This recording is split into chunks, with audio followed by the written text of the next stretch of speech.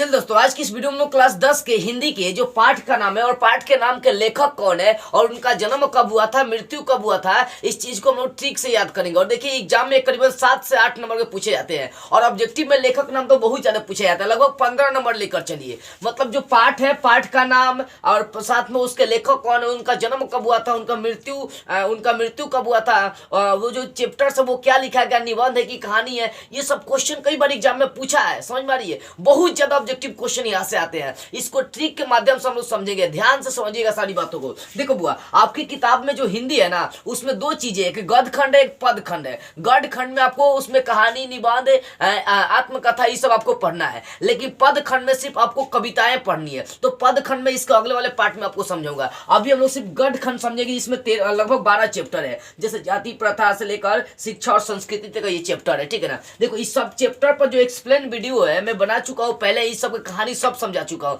बशर्ते क्विकली हम लोग इसका नाम याद करना सीखेंगे, कैसे किस पार्ट के लेखक कौन है इसको समझेंगे। देखो बुआ, सबसे पहला जो चैप्टर है उसका नाम है जाति प्रथा और श्रम विभाजन। क्या नाम है? जाति प्रथा और श्रम विभाजन, ये पहला चैप्टर। अब सोचो, जाति एगो लड़का है, मतलब भीम नाम का एगो लड़का है, समझिएगा, भीम नाम का एक लड़का है जिसको जाति के आधार पर काम दे दिया गया, मतलब काम करो, तारी बेचने का काम दे दिया। सुनो, देखो जाति प्रथा और श्रम विभाजन, इसका मतलब हो गया कि जाति के आधार पर काम देना। तो भीम नाम का कोई लड़का है जिसको जाति के आधार पर काम दे दिया गया, समझिएगा, भीम नाम का कोई लड़का है जिसको जाति के आधार पर काम दे दिया गया। बोला गया कि तू तारी बेच, तो वो बोला कि हम ये काम नहीं करेंगे। वो अंबे जी के पास, अंबे का मतलब दुर्गा जी का ही ना नाम होता है अंबे। तो भीम जो है ना, जब उसको तारी बेचने का काम दे दिया गया तो भीम अंबे देवी के मंदिर में जाकर अपने जो सर है ना करीबन 91 बार पीटता है। सर कितना बार? 91 बार पीटता है। तो अंबे से अम्बेडकर, भीम से तो भीमराव अम्बेडकर हो गया। समझ में आ रही है?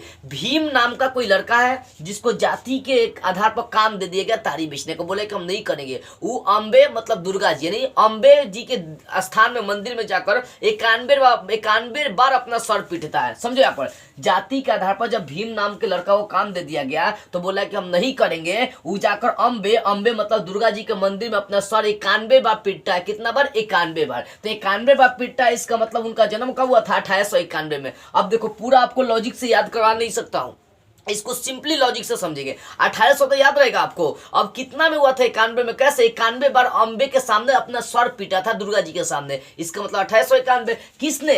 तो किसने पीटा था भाई? तो भीम ने, अंबे के सामने, इसका मतलब भीमराव अम्बेडकर, अंबे से अम्बेडकर हो जाएगा। तो जाति प्रथा और श्रम विभाजन के लेखक कौन हो जाएंगे? भीमराव अम्बेडकर। कितना जन्म हुआ था उनका? तो 1891 में, यानी 14 अप्रैल 1891 में। आपका एग्जाम में यही ऑप्शन रहेगा, 1891, ठीक है ना। टच करिएगा एकदम क्विकली ऐसे। दूसरा चैप्टर 20 के दांत, समझिएगा, 20 के दांत।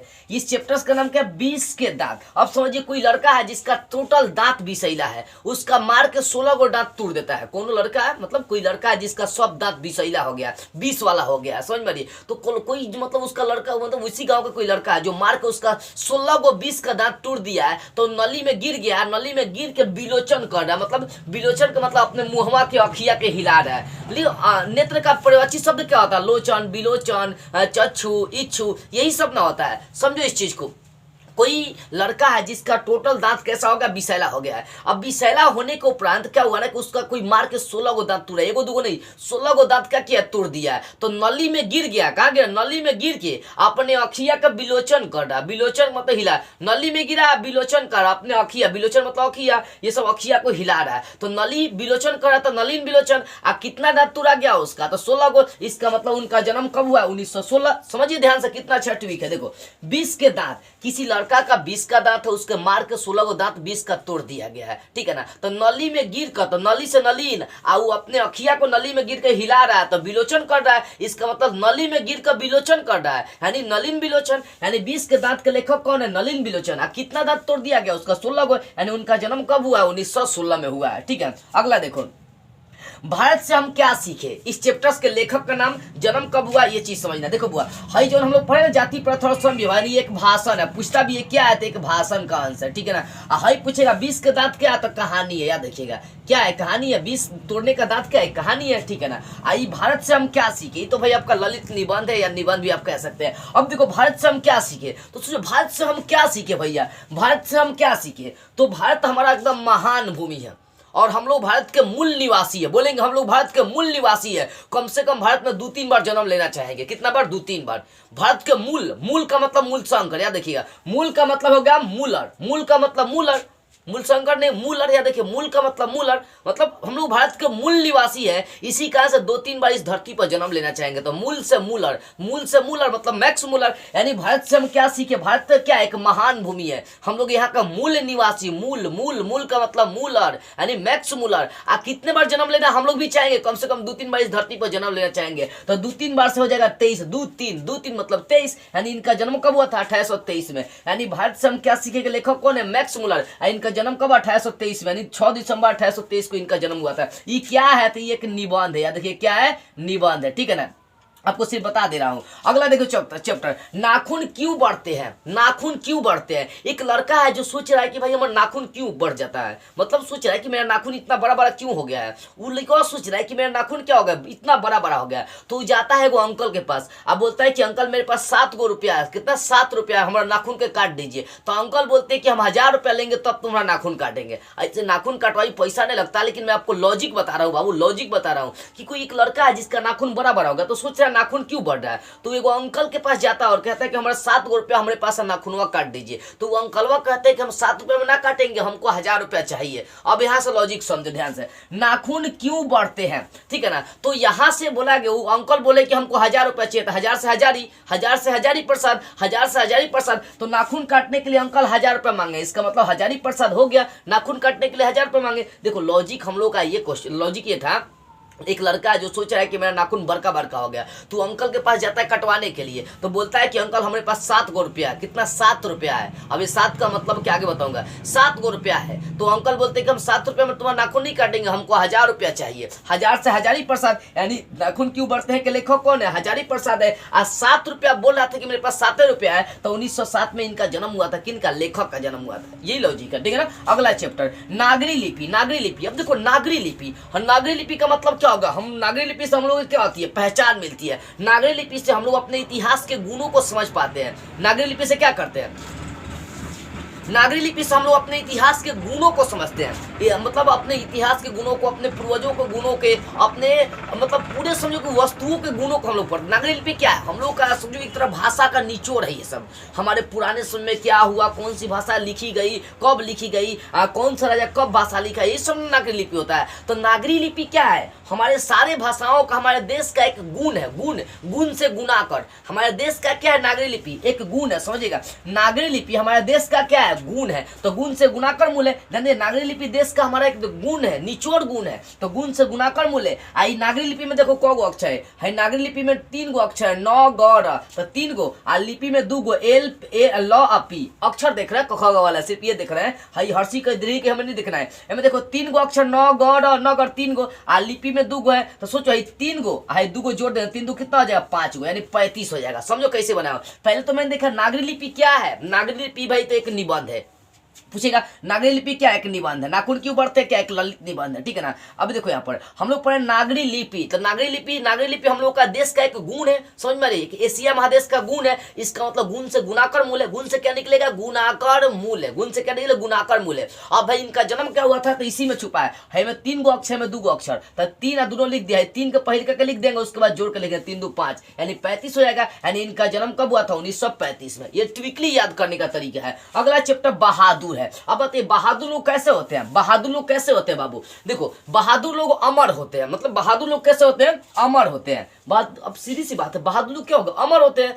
बहादुर लोग अमर होते हैं। तो कम से कम वो 2 4 5 गो, मतलब 2 4 5 गो तो मारिए के जाएंगे। बहादुर लोग कैसे होते हैं? अमर। अगर मान लो कोई सैनिक बहादुर है तो क्या रहेगा? मार के जाएगा, एकदम खत्म करके जाएगा। तो बहादुर कैसे होते हैं? बहादुर लोग अमर होते हैं। बहादुर कैसे होते हैं? अमर होते हैं। बहादुर लोग कैसे होते हैं? अमर होते हैं। इसका मतलब बहादुर के लेखक कौन है? अमरकांत है। और कितने लोग उनके कम से कम मार के जाएंगे? 2 4 5 गो तो मारिए के जाएंगे। तो 2 4 5, 4 के हटा दीजिए, 2 5 लिख दीजिए। यानी इनका जन्म कब हुआ था? 1925 में। कितना लोगों को मार के जाएंगे? 2 4 5 लोगों के मार के जाएंगे। तो हमें 4 से मतलब नहीं है, ठीक है ना। हमें 2 और 5 से मतलब 2 5 लोगों को तो जरूर मार के जाएगा। यानी इनका जन्म कब हुआ? 1925 में। अगला क्वेश्चन अगला चैप्टर है परंपरा का मूल्यांकन। देखो परंपरा का मूल्यांकन, ये परंपरा के मूल्यांकन समझिएगा। परंपरा, परंपरा का मतलब क्या होता है? रीति रिवाज। हम लोग अपनी पुरानी रीति रिवाजों को भूलते जा रहे हैं, अपनी परंपराओं को जान नहीं पा रहे, अपनी परंपराओं को खोते जा रहे हैं, इसमें यही बताया गया है। तो परंपरा क्या है? परंपरा से हमें अपने अपने बारे में जानने का मतलब मौका मिलता है और भगवान के बारे में जानने का मौका मिलता है। तो हम लोग भगवान की यहाँ पर बात करेंगे, तो सोचिएगा परंपरा क्या करता है? भगवान के बारे में, रीति रिवाज के बारे में, भगवान के बारे में बताता है। किस भगवान के बारे में बताता है? तो राम जी के बारे में बताता है। तो राम से रामविलास शर्मा, राम से क्या होगा? रामविलास शर्मा, राम से बनाएंगे राम है। मतलब परंपरा क्या करता है? भगवान के बारे में बताता है। किस भगवान के बारे में बताता है? तो भाई वो भगवान का नाम क्या है? तो वो भगवान का नाम राम जी है, तो राम से रामविलास शर्मा। देखिए हम लोग के गांव में आज भी कुछ ना कुछ एगो दूगो परंपराएं विद्यमान है।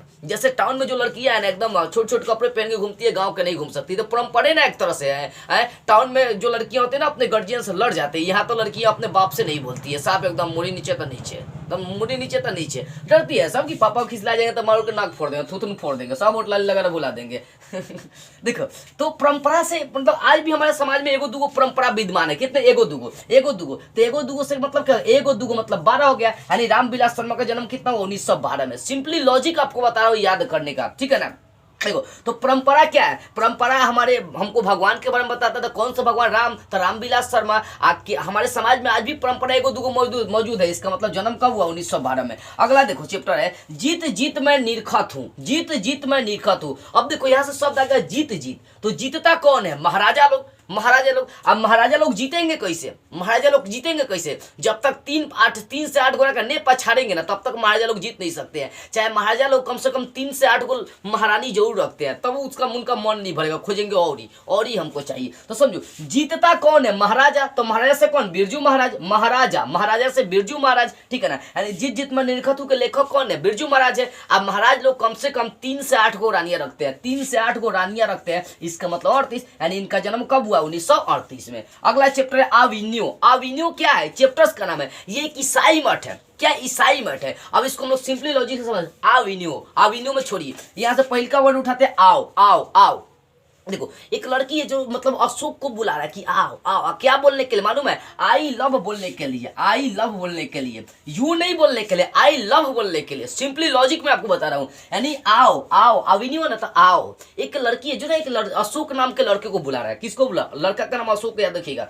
मतलब आओ आओ, अशोक नाम के लड़के को बुला रही है, क्या बोलने के लिए? आई लव बोलने के लिए। अब यहां से समझो भाई, आओ आओ करिए तो अविन्यो, किसको बुला रही है? अशोक को। तो अविन्यो को लेखक कौन हो गया? अशोक वाजपेयी हो गया। सिंपली बात है, क्या बोलने के लिए? तो आई लव बोलने के लिए। तो लव में 4 गो अक्षर, आई में 1 गो अक्षर, इन दोनों को सजा देंगे, 41 बना देंगे। 14 नहीं लिखना, आई में 1 गो अक्षर, लव में 4 गो अक्षर, 14 नहीं 41 बनाएंगे, ठीक है ना। लव का पहले अक्षर चारों अक्षर को लिखेंगे, उसके बाद आई वाले को अक्षर को लिखेंगे। तो आई लव बोलने के लिए बुला रही है, इसका मतलब लव में 4 गो, आई में कितना? 1 गो अक्षर। यानी इनका जन्म कब हुआ है? 1941 में। देख रहे ना कितना अच्छा लॉजिक है। अगला चैप्टर मछली।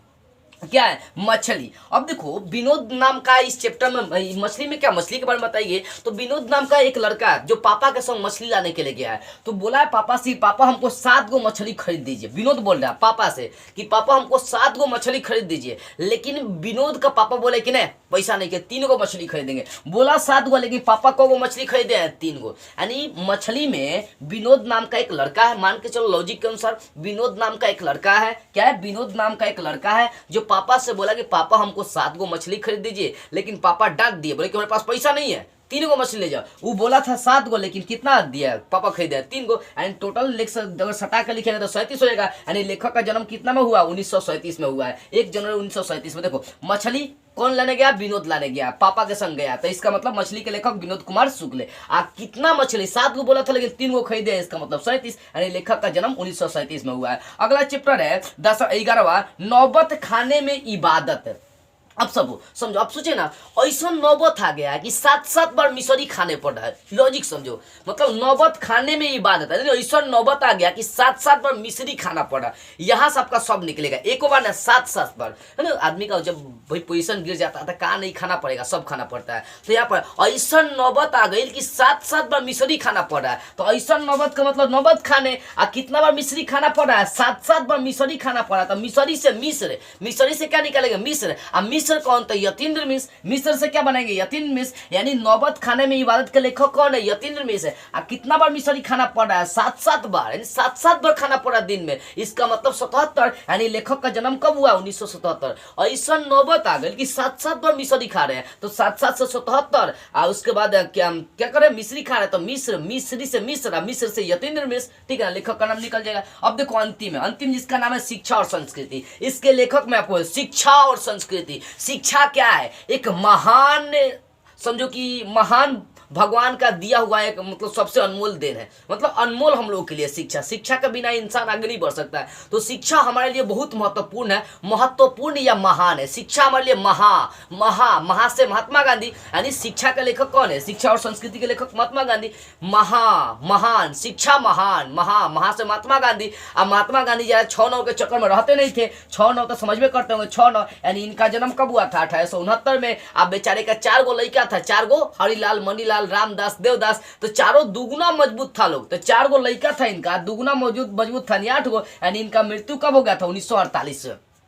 और सब उतना मृत्यु नहीं पूछता, इसी कारण से मृत्यु की चर्चा नहीं की, लेकिन इनका पूछता कब मृत्यु हुआ था। तो 4 गो इनका लड़का था, आज चारों क्या था? दुगुना मजबूत था लोग। इसका मतलब 4 दूना 8 गो, इनका मृत्यु कब होगा? 1948 इसमें मृत्यु हो गया था। यानी शिक्षा और संस्कृति। शिक्षा और संस्कृति क्या? महा से महात्मा गांधी, महान है महात्मा गांधी। इन 6-9 के चक्कर में जरा नहीं रहते थे, इसका मतलब इनका जन्म 1869 में हुआ था। और 4 गो इनका लड़का था, चारों दुगुना मजबूत था, यानी 1948 में इनकी मृत्यु हो गई थी, 30 जनवरी 1948 को। तो इस तरह से आपका जो है गद्य खंड के जो चैप्टर्स हैं, ये गद्य खंड के जो चैप्टर्स है उसको मैंने आपको ट्विकली याद कर दिया कि किस पार्ट के लेखक कौन है, उनका जन्म कब हुआ। इस चीज को मैंने ट्विक से आपको याद करा लिया। इसका आप स्क्रीनशॉट ले लीजिए, क्योंकि आपके एग्जाम में बहुत काम आएगा। बहुत ज्यादा इंपॉर्टेंट यहाँ से ऑब्जेक्टिव क्वेश्चन पूछे जाते हैं। और एक बात याद रखिएगा, ये गद्य खंड है, दूसरे पार्ट में मैं इसका पद खंड लेकर आऊंगा, उसमें उसको ट्विकली आपको समझाऊंगा।